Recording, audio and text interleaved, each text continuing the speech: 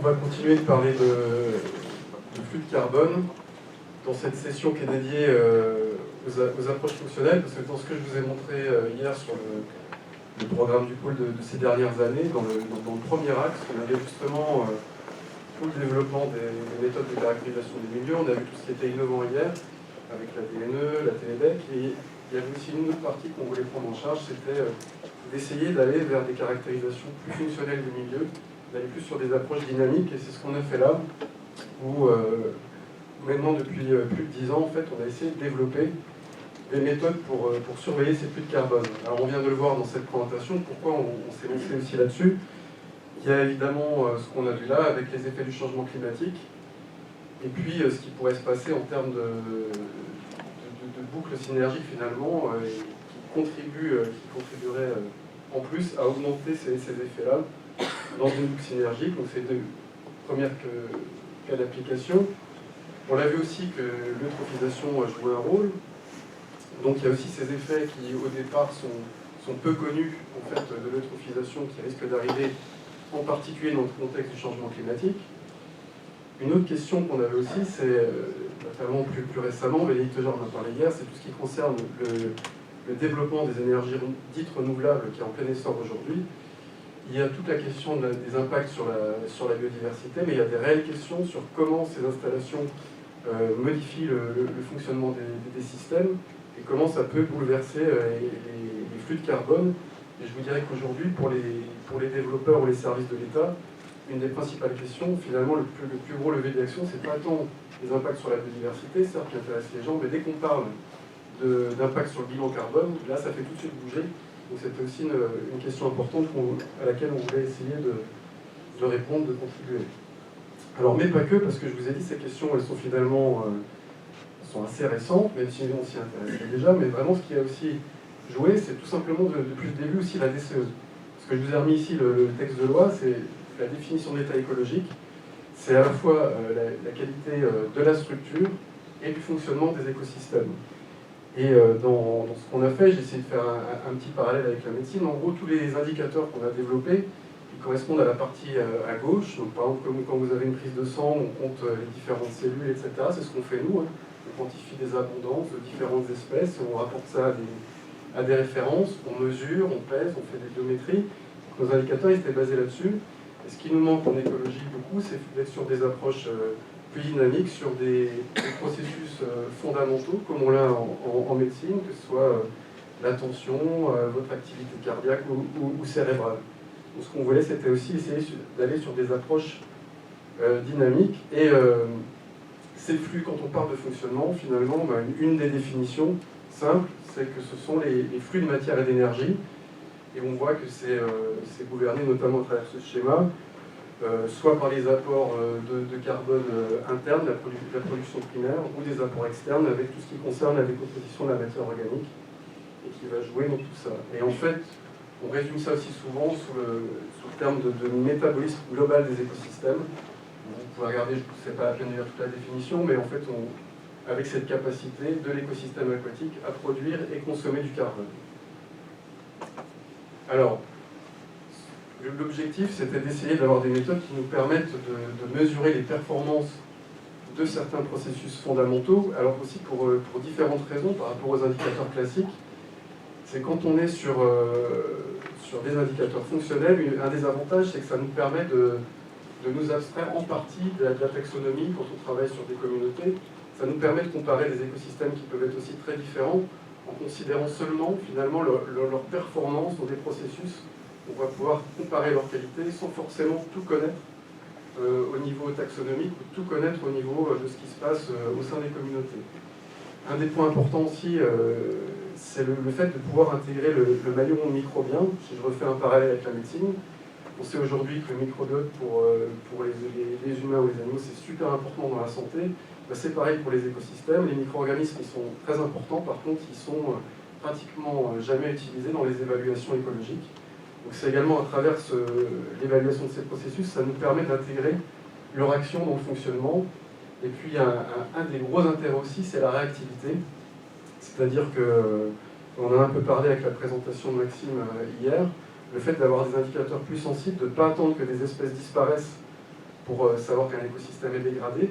En fait, quand ils commencent à subir du stress, ils vont être moins performants.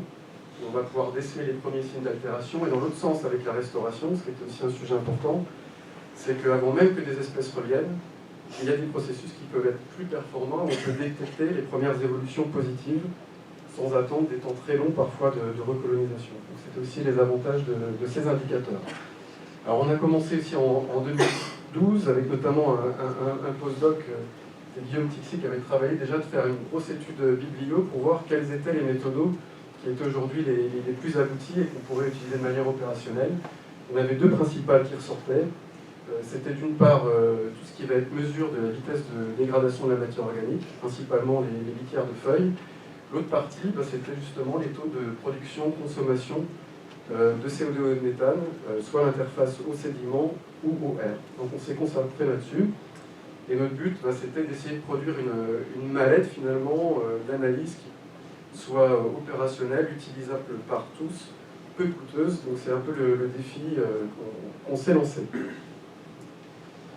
Pour la partie décomposition de la matière organique, c'est quelque chose qui est assez connu en recherche, qui est relativement simple, qui est peu coûteux. Par contre, dès qu'on est sur des approches opérationnelles, il y a certains collègues d'EDF qui sont là aujourd'hui, certains l'ont testé. Un des inconvénients, c'est qu'il faut aller collecter des feuilles mortes, il faut les sécher, il faut les stocker, il faut les peser. Quand on est sur des approches opérationnelles, c'est pas toujours simple. Et puis il y a aussi des inconvénients, c'est qu'en fonction des essences, on peut avoir des variabilités géographiques dans la composition des feuilles qui peuvent engendrer des différences. Et donc, une des choses sur lesquelles on a travaillé, c'était d'imaginer un substrat artificiel standard qui pourrait être utilisé par tout le monde, qui soit simple. Et on est allé, petit à petit, on a testé différentes choses. Et aujourd'hui, on est sur l'utilisation de bandes de chanvre compressées, bio, qui sont surveillées d'un point de vue composition, et qui peuvent être utilisées pour avoir un proxy. Alors on s'est demandé si c'était proche ou pas de ce qui se passait au niveau de la dégradation et de ce qu'on faisait classiquement. Et vous avez juste ici un exemple d'une manip qu'on a faite. Et vous voyez par exemple que c'est très très proche de ce qui se passe en termes de décomposition sur des feuilles de chêne. Et donc on va continuer là-dessus pour essayer de proposer cette méthode. Pour les flux de CO2 et de méthane, alors là on est les principaux inconvénients. Vous avez aussi différents appareils qu'on peut utiliser pour suivre ça. Le principal problème, c'est les coûts de ces appareils qui sont très élevés. On est suivant les appareils que vous avez là, entre 15 et 100 000 euros. Donc dès qu'on est sur l'opérationnel, ça commence à poser question. Et puis en plus, en termes d'utilisation, c'est pas toujours super simple. Et c'est quand même assez réservé à un public spécialiste. Donc ça pose aussi question en termes de déploiement. Donc ces dernières années, on a passé beaucoup de temps à essayer de développer des dispositifs low cost. Donc on s'est lancé au pôle en dehors de ce qu'on fait classiquement en écologie, dans du développement électronique. On s'est lancé dans tout ça, à la fois pour développer, là vous voyez, des différents types de dispositifs, des chambres de surface qui servent à mesurer les émissions, des chambres qui sont au fond, à l'interface au sédiment pour mesurer ce qui se passe sur le fond, avec, ou des préleveurs automatiques aussi qu'on avait essayé de développer. Je vous ai mis ici quelques résultats qu'on a pu avoir grâce à ces dispositifs. On a notamment lancé un déploiement national qui va bien avec ce qui est proposé dans DIPSE. Là, dans le projet qui a été présenté, on avait déjà commencé à essayer de faire ça. Et là, vous avez un exemple sur notamment des gravières.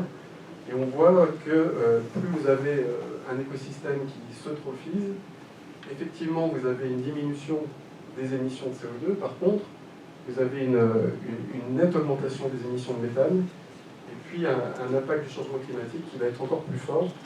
Donc on confirme tout ça et on met en avant aussi le fait qu'on risque d'avoir des problèmes importants dans les changements de fonctionnement des lacs avec le changement climatique, en particulier quand ils sont déjà dans des contextes d'eutrophisation. Un autre exemple d'application, c'est sur le lac de Petit Saut en Guyane, où depuis sa création, c'est une retenue artificielle, c'est la plus grande retenue artificielle gérée par la France. On a tout de suite eu des gros problèmes de production de méthane. Et on s'est rendu compte que ce lac, qui est un lac développé pour l'hydroélectricité, produisait plus de gaz à effet de serre qu'une centrale à fioul pour des quantités d'énergie produite équivalentes. Donc ça a posé beaucoup de questions. EDF suit depuis la création du barrage ces problématiques-là. On a travaillé longuement avec eux. Et en fait, ils suivent ces émissions sur la petite flèche que vous voyez ici, celle-ci, où sont suivies les émissions de gaz à effet de serre. Et là, vous voyez, ce qu'on a fait, c'est essayer de voir ce qui se passait grâce à ces dispositifs-là sur l'ensemble du lac. Et plus les couleurs sont chaudes, plus en carbone équivalent, les émissions sont importantes. Et vous voyez qu'on était déjà, ce que faisait EDF, c'était d'évaluer, on avait évalué que ça produisait plus qu'une centrale à fût, mais ce dont on s'est rendu compte, c'est qu'on était sur un site qui produisait assez faiblement par rapport à l'ensemble du lac et qui avait des importantes variations spatiales. Donc on a pu montrer que c'était important de voir où on se situe sur un écosystème pour faire ces mesures, et également qu'on pouvait grandement sous-estimer ces émissions. L'autre question qu'on a eue sur ce milieu, c'est, Thierry en a parlé hier, c'est que c'est une forêt inondée, et pour un peu tout le monde, finalement, c'était ces arbres morts dans le lac qui produisaient le méthane. Et ça devait être le problème. Donc on a eu un autre projet de recherche avec EDF là-dessus.